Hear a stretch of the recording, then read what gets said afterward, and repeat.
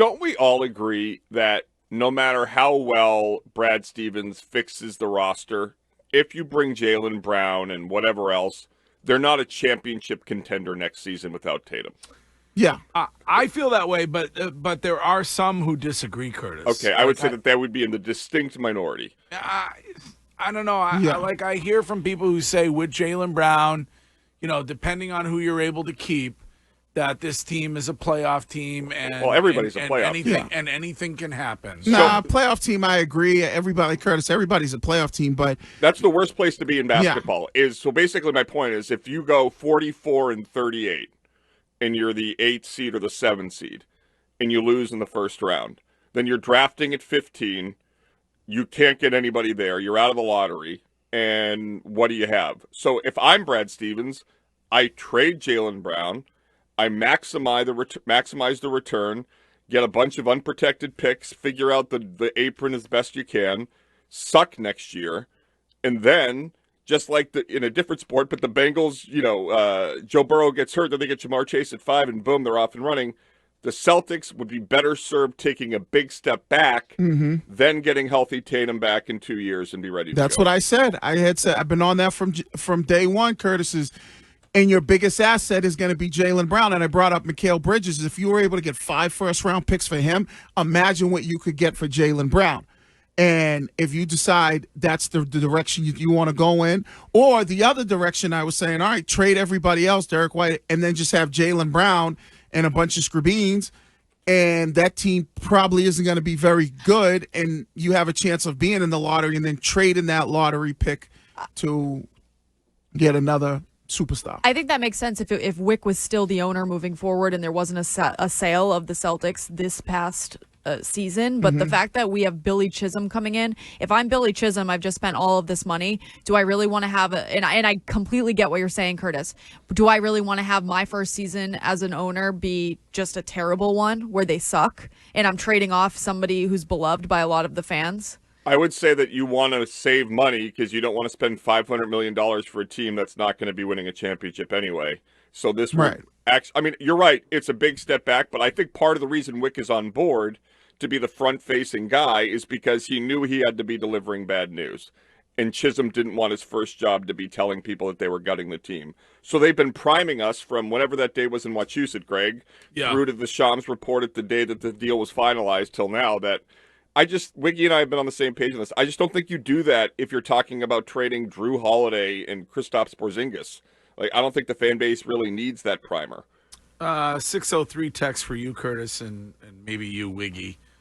You are acting like it's easy to trade Jaylen Brown. You know how much salary that is. Yes. No, I know how much salary that is. Yes. Yeah, I mean, I'm not saying it's that. It's not Cooper Flag money, but it's good money. Is it Giannis? But Giannis is making $58 million this year, and Milwaukee's going to trade him. So this whole, it is a lot of money, but what you're going to get in return, I think that's it. The Celtics have to make a decision, and we've kind of been talking about this. And when they're going to make this decision, it seems like it better be sooner rather than later, is what direction that they want to go in. If they keep Jaylen Brown, they're not going to keep Drew Holiday, Kristaps Porzingis, They're going to have to figure out the direction that they go in, and it's going to be Jaylen and maybe Pete Pritch, Sam Hauser, and a couple pieces here and there. And you kind of ride that wave out for 1 year until you get Tatum back. Or you say, we got a massive asset in Jaylen Brown, and we trade Jaylen Brown, Porzingis, Drew Holiday, and we run it back with Derrick White and Pete Pritch, and however you can put that together. Yeah. So Tatum gets back. That injury was just so massive. Yeah. It's just and I hate that it kind of gets Chisholm and Wick off the hook a bit, because if Tatum was healthy and they lose to the Knicks, that would have been a real tough pill to swallow, to say that, we have to offload Porzingis and Holiday because of the tax bill. Tatum going down enables them to do that because they're not going to win a championship without him. Yeah. I mean, and maybe the result that Miles Turner is talking about comes because of the second apron stuff. Do you think that that's why it comes that way, as opposed to, this what he's calling it, which is a change in philosophy, right, when you're not stacking superstar stacking Right. in the NBA. And maybe he's right. Like maybe owners are like, well, we don't want to stack superstars and have to get into that second apron and have to pay this giant, penalty bill and also salaries. If we can get, two really good players, because I'm not taking anything away from Halliburton, right? I don't know if he's like on that superstar level. Pascal Siakam, I think, is one of the underrated players, but he's good, and they're able to do it that way. So maybe an owner goes, we can do it that way and save us a little bit of money. This is Bob from Londonderry, New Hampshire. Hey, Bob. Hey, guys, enjoy the show. I'm just going to bring up a point or a question. Do you think the guy that bought the team, the new guy that bought the Celtics, would have done the same thing had he known or had these circumstances happened earlier? Because he sure spent, take it from a retired businessman. Right. He may win and lose, but he spent an awful lot of money for what looks to be now a pig in a poke, in my opinion. I'm just curious what your opinion would be on that. Yeah, I would say that had he known Tatum was going to blow out his ACL, he probably wouldn't spend Achilles. his Achilles. He wouldn't have spent $7 billion. But I will ask you this, Craig, as the Wick defender of the day. Why did he tell everybody about the moves with the second apron? Like, doesn't that, if you're going to just say, just strictly as a competitive tactic, doesn't that give your rivals a leg up on knowing what your plans are? Yeah, unless that's what everybody is dealing with, and nobody's going to be able to operate going forward like they used to operate. Right, but even if that's the case, you don't have to tell people you're doing that. Like, that's very non-Belichickian. Or do they feel like because they were the Celtics were down 3-1 in the series, and maybe if Tatum's healthy, they still don't win the series? Do the Celtics feel like, all right, Tatum and potentially Giannis, when Tatum comes back, is more effective than Tatum and Brown? Like, is that maybe what? But how much is Giannis bringing in? Like, what is the difference when it comes to their salary? Their salaries are almost the same. Okay, so then wouldn't you still be in the second apron? Right, but maybe they feel like. But that's not helping what Billy Chisholm needs to do, correct? Right, but maybe they don't mind being in the second apron if they feel like they have a better chance of winning a championship, and maybe they feel like Giannis gives them a better chance of winning than Jaylen Brown. That's a big risk to take when all we've been told is that they need to get out of the second apron. Well, I would ask this question to the whole room. We know Tatum's out. Which team do you think would go further? Jaylen Brown and whatever pieces are around him? Or Giannis and whatever pieces are around him? Yep. I think maybe Giannis. And so maybe that's... What do you think? The disrespect on this show. Oh, stop it. It's not disrespect. I would probably say the Giannis team, and then you go, okay, that would get us further. And then when we had Giannis with Dame Lillard, two unbelievable players, and they couldn't even go anywhere this past season. Yeah, but Giannis is a better player than Jaylen Brown. Right. Well, and that's what I'm saying. If you're them, Courtney, put yourself in their shoes. Mm-hmm. Do you think they think Giannis? Because if Giannis's name is being floated around Boston, clearly Milwaukee wants Jaylen Brown, right? So if you're the Celtics, do you feel like Jaylen, without Tatum, gets you further than Giannis does? Yeah, we won't know unless they do it. So, right. I mean, I have no idea. I think that they are kind of an even toss-up when it comes down to Giannis and Jaylen, because I think that Jaylen is a better defensive player, and we just played audio of how that's how the league is changing. They're going with more defensive guys than they are offense. But Giannis is still good on defense. Okay, Giannis is in the Defensive Player of the Year conversation. Yeah, Giannis it's not like he's a scrub. But he's not as good as Jaylen Brown. That's all I'm saying. I mean, he's still really good. He might be better. Yeah. Well, yeah, but I think that, and see, this is where so why? And you're not at the same time, like, we're not solving for the issue here.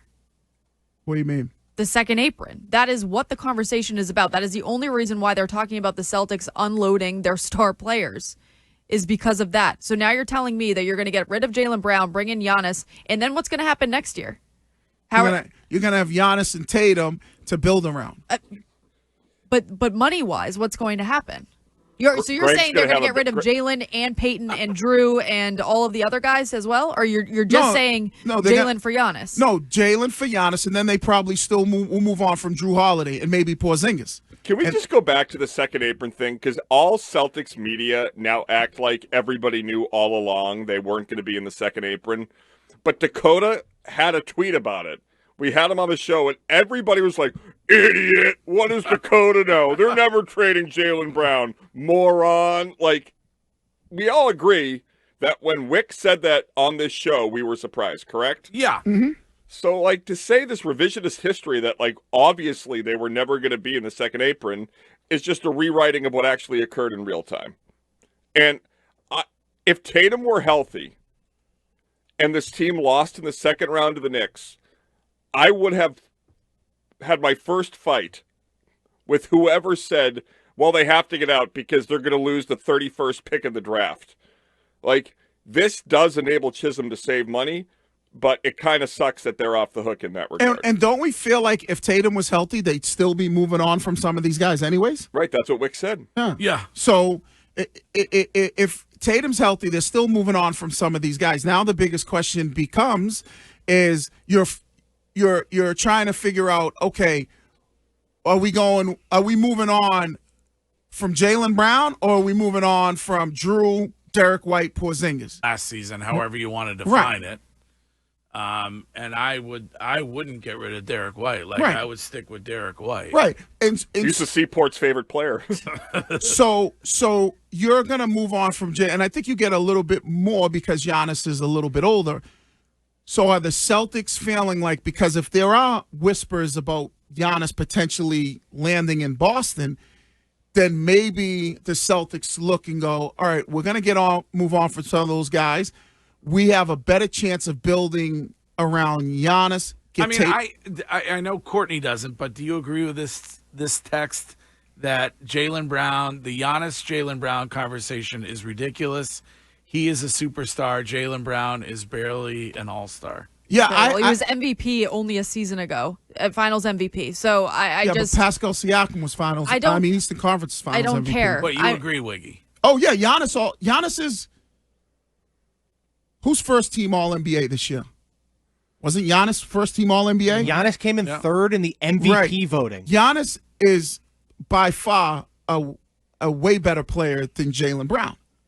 Right? No, not taking anything away from Jaylen Brown. Jaylen Brown's a great player, but Giannis is, arguably one of the top 3 best players in the NBA. Yeah. So if you can... What, Curtis? The way people react to the show, it's like the worst listening I have ever experienced. What do you mean? What I'm saying about Jason Tatum is that when they lost to the Knicks, a series they would have lost because they were already going to lose the game when Tatum got hurt, enabled the ownership to approach next season by taking a step back financially, because even if they fully invested, the second apron would not get them to where they need to be. So it enabled the front office to get into these points where they're going to offload Jaylen or Kristaps or Drew Holiday or whatever, because the fan base will understand. What I'm saying is, if they had lost to the Knicks, Tatum never gets hurt, I would have had a fight with anybody that said they need to offload contracts, because I would say you can't squander another year of Tatum and Brown healthy in their prime. And if they had been somehow able to beat the Knicks in advance, then you're looking at you can't say, you can't is that difficult to understand? Stick with the same group and go for a three-peat or whatever. Right. Well, I think even if Tatum's healthy and they lose to the Knicks, I still think this conversation is on the table. Because Giannis wants out of Milwaukee. Well, it was on the table before, but while the Celtics were still right. playing. So I don't understand if you would have lost and Tatum's healthy.